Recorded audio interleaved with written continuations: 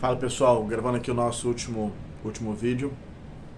Estou com alguns problemas técnicos aqui hoje, mas vamos que vamos. Então, olha só, a gente tem o problema, a consequência, a explicação do porquê que o problema produz a tal consequência, para finalizar com o ECOP, os efeitos da consequência do problema. Então, a dinâmica é que toda consequência, quando grave, projetar-nos-á novas consequências, e esse ECOP. Então repara que se eu tenho uma crise de mobilidade urbana que transmite doenças, devido a uma série de fatores que eu explico no 2.2, que é a relação do problema com a consequência, cabe a mim no ECOP trazer à memória o que você ter uma nação com muita doença produz, né? Eu posso falar que, caraca, o nosso transporte público, primeiro, causa intenso sofrimento, óbito. Ele vai produzir, obviamente, o atrofiamento das redes de saúde pública. Eu posso fazer uma série de análises dentro dessa dinâmica. E aí a gente montou os 4 elementos da linha consecutiva. Então, problema, a consequência do problema. Normalmente isso aqui você apresenta no tópico frasal, quando a redação é do tipo os efeitos da crise no sistema de transporte. Não é muito causa, ele quer os efeitos. Então, problema, consequência, a relação entre o problema e a consequência, e por fim a gente tem o ECOP, que é o efeito da consequência do problema. E a análise do ECOP é você analisar o que a sua consequência produz. Eu coloco ela no 2.4. Obviamente, né, faz-se necessário compreender sempre que os fatores agravantes exercem impacto também nessa brincadeira. Então, se por exemplo, eu olho para o nosso crise no sistema de transporte e eu penso o seguinte: a gente tem a crise no sistema de transporte, né, lotado, isso, né, causa doença, fere vida, nega direito. Aí eu explico por quê. Eu posso falar que essa realidade, obviamente, é agravada pela geomorfologia da cidade do Rio de Janeiro, que ela é uma cidade que, por sua natureza, ela produz engarrafamento. Morro pra caramba, verticalização extrema. Eu posso, né, o Alberto vai te dar milhões de possibilidades. Eu posso também falar que a gente tem além dessa questão, né, a gente pode pensar que uma sociedade que não se mobiliza frente a esse cenário agrava o problema. Por aí vai, né? A miséria, a pobreza agrava. E aí a gente forma a linha do futuro, né? Então, vamos voltar para os nossos elementos. Nesse exato momento a gente tem um problema, causa, problema. Causa da causa, relação. Então, causa da causa, tem que decorar isso. Causa da causa, relação, problema. Relação, de novo, consequência do problema, COP. Efeito da consequência do problema. E sobre tudo isso, sempre há os fatores agravantes. Se pensarmos em siglas, temos CC, C, R, P, R, CO, para diferenciar do outro R, COP, ECOP, FA. Voltando, causa da causa, relação, problema. Relação de novo, consequência do problema, efeito da consequência do problema. São 7 termos. Por isso que a gente fala as 7 faces da argumentação. São 7 elementos.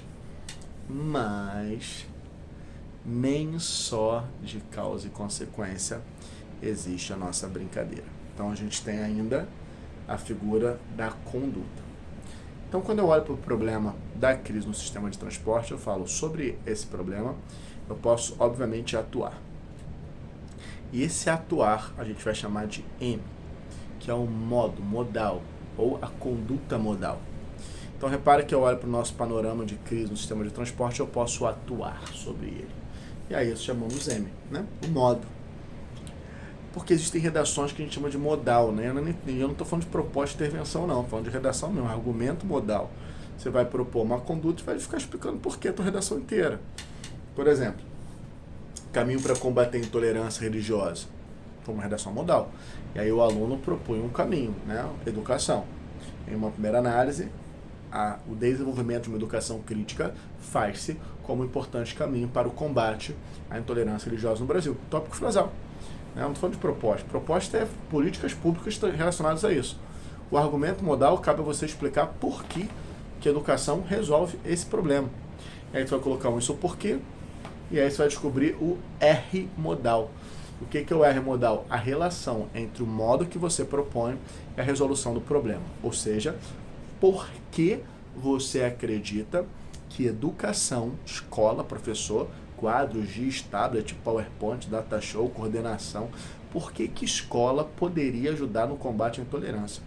Então, se eu te mandar uma resposta, relacione o papel da escola ao combate à intolerância, você está relacionando um M a um P.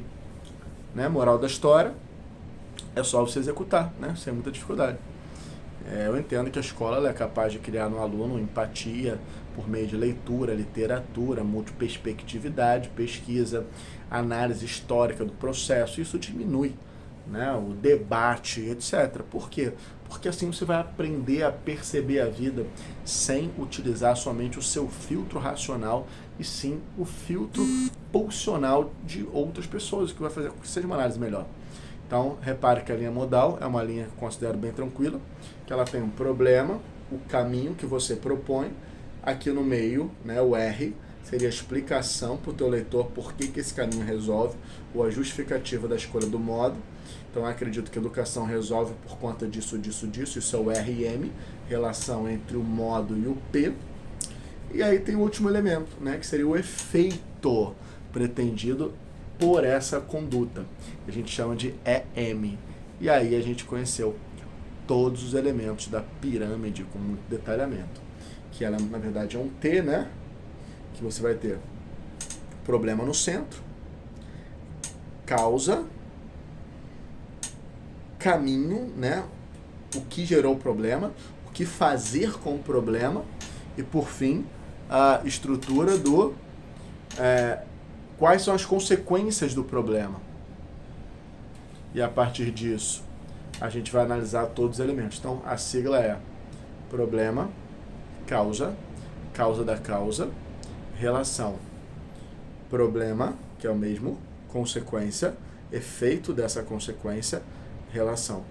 Problema, caminho, efeito dessa escolha e relação, porque o caminho funciona. E aí a gente forma esse elemento, né, que parece uma coisa de química, né, que vem um lado para cá, outro para lá, e começa a entender o processo. É só você espalhar isso na redação, que você vai ter um grande texto. Obviamente, a gente vai ter que, a partir das próximas aulas, aprender como usar isso estruturalmente, que é o tema da nossa próxima semana. Desejo a todo mundo um grande abraço, um grande beijo, fiquem com Deus. A gente se vê segunda-feira, para que a gente possa entrar na parte mais técnica. Continue estudando, amo vocês do fundo do coração e estamos juntos nessa batalha. Juntos somos mais fortes e beijo no coração, aquela saudade enorme. Tchau, tchau, tchau, tchau, tchau, tchau.